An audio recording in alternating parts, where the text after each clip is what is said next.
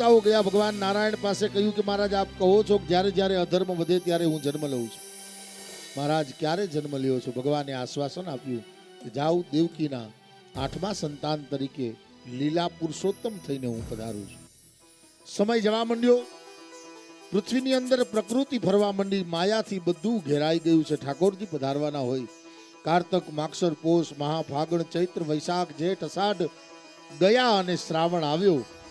શ્રાવણના 15 દિવસ ગયા, બરોબર વદ પખવાડિયું આવ્યું. એકમ ગઈ, બીજ, ત્રીજ, ચોથ, પાંચમ, છઠ, સાતમ ગઈ અને આઠમ આવી.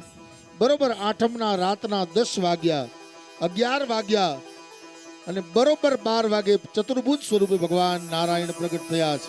બોલીએ નારાયણ ભગવાન કી જય. નારાયણ બાળક સ્વરૂપે દેવકીના ખોળાની અંદર પધાર્યા. ભગવાનની આજ્ઞા પ્રમાણે સુંડલાની અંદર લઈ અને વ્રજની અંદર મૂકીને આવે અને માયાને લઈને આવે. બરોબર સવાર થતા વ્રજમાં ખબર પડે, અરે યશોદા કે ઘર લાલો ભયો હે, નંદ કે ઘર આનંદ ભયો હે.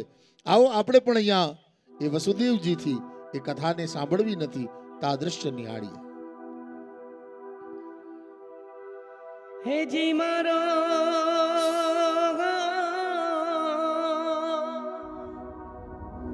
હે વાલો આવ્યાની વધામણી જી રે. હે જી મારો